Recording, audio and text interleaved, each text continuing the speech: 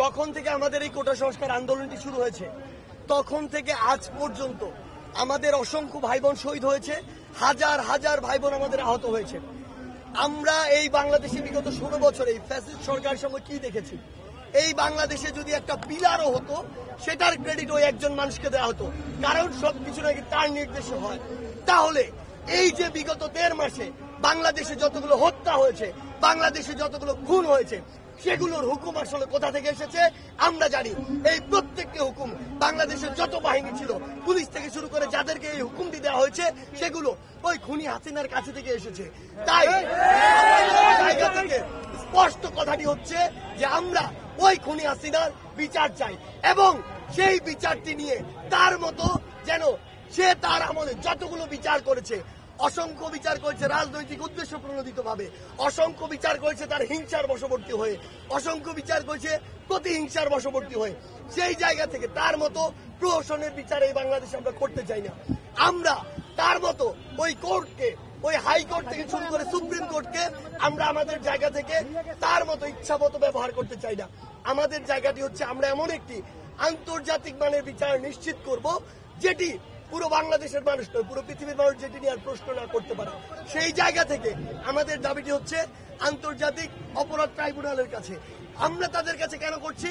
আমরা চাই পুরো বিশ্ব দেখুক সে কত বড় একজন খুনি ছিল, কিভাবে এই দেশের মানুষকে শুধুমাত্র ক্ষমতায় বসে থাকার জন্য খুন করেছে। সেই জায়গা থেকে আমরা একটি বিশ্বব্যাপী একটি গ্রহণযোগ্য বিচার নিশ্চিত করার জন্য আন্তর্জাতিক মাধ্যমে বিচারটি করতে চাই। এখন আসলে 1971 সাল নয়, 1990 সাল নয়, 2024 সালে দাঁড়িয়ে কে কি বলছে, কে কি করছে, কার উদ্দেশ্য কি, বাংলাদেশের প্রত্যন্ত অঞ্চলের একটি মানুষও সেটি জানে। সে যে ক্ষমতায় থাকার জন্য আরো 10, 20, 50 হাজার মানুষের লাশ ফেলার জন্য প্রস্তুত ছিল, সেটি বাংলাদেশের প্রত্যেকটি মানুষ জানে। এতটাই ক্ষমতা পিপাসু হয়ে গিয়েছিল যে আর্মি, নেভি, এয়ারফোর্সকে পর্যন্ত হুমকি দিয়েছিল যেন যে কোনো উপায় তাকে ক্ষমতায় টিকিয়ে রাখা হয়। এর জন্য বাংলাদেশের মানুষের ওই গণ-অভ্যুত্থানে গুলি চালানোর জন্য সে প্রস্তুত ছিল। আজকে ওই 3 বাহিনী যদি তাদের ওই কথাগুলো বা তার ওই কথাগুলোর এগেনস্টে না দাঁড়াতো, হয়তো বাংলাদেশে অনেক বড় একটি বিভীষিকা হতে পারত। কিন্তু দিন শেষে আসলে এই যে গণ-অভ্যুত্থানটি হয়েছে, এই যে বাংলাদেশের নতুন স্বাধীনতা এসেছে, এটি আসলে রক্ষা করেছে দেশের জনগণ। সেদিন ঢাকা শহরের প্রত্যেকটি প্রান্ত থেকে যদি লক্ষ লক্ষ মানুষ রাস্তায় না নামতো, এই সংখ্যাটা যদি হাজারে হতো, ওই খুনি হাসিনা ওই বিভিন্ন ফোর্সকে বাধ্য করতো যেন গুলি চালানো হয়। সে যখন বীরু কাপুরুষ চোরের মতো, খুনির মতো দেশ ছেড়ে পালিয়েছে, তখন তার তো আর কিছু বলার নেই। সেই জায়গা থেকে নিজের মুখ বাঁচানোর জন্য এসব নোংরা কথা সে বলছে। কিন্তু আমরা স্পষ্ট করে বলে দিতে চাই, বাংলাদেশের মানুষ এখন আর শিশু নয়। বাংলাদেশের ওই গ্রামের মানুষ এখন যা বুঝাবেন তাই বুঝবে, এই দিন আর নেই। বাংলাদেশের মানুষ জানে আপনি নিজে ক্ষমতায় টিকে থাকার জন্য 16 বছরে যেমন হাজার হাজার খুন, গুম, লাশ ফেলেছেন, ঠিক তেমনি এই 5ই আগস্টেও আপনি হাজার হাজার মানুষের জীবন নেওয়ার জন্য প্রস্তুত ছিলেন।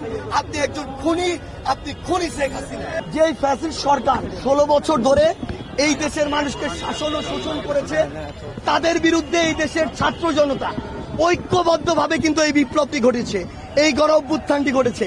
সেই জায়গায় কেউ যদি আবার প্রতি বিপ্লবের কথা ভুলেও মুখে নেয়, তার মানে সেই বাংলাদেশের পুরো ছাত্র জনতার বিপক্ষে একটি ঘোষণা দিচ্ছে। আমরা স্পষ্ট করে বলে দিতে চাই, এটি যারা দিচ্ছে তাদের উদ্দেশ্য যে সৎ নয়, তাদের উদ্দেশ্য যে এই দেশের ছাত্র জনতার সাথে সম্পৃক্ত নয়, বরং এই দেশের মানুষকে শোষণ করার সাথে সম্পর্কিত, দেশের বাইরের কিছু অপশক্তিকে তাদের কিছু স্বার্থ হাতে তুলে দেওয়ার সাথে সম্পর্ক। এই দেশটি বিভিন্ন কারণে তাদের হাতে আংশিক বা সম্পূর্ণ ভাবে বিক্রি করে দেওয়া যে তাদের স্বার্থ, সেটি আমরা বুঝে যাই।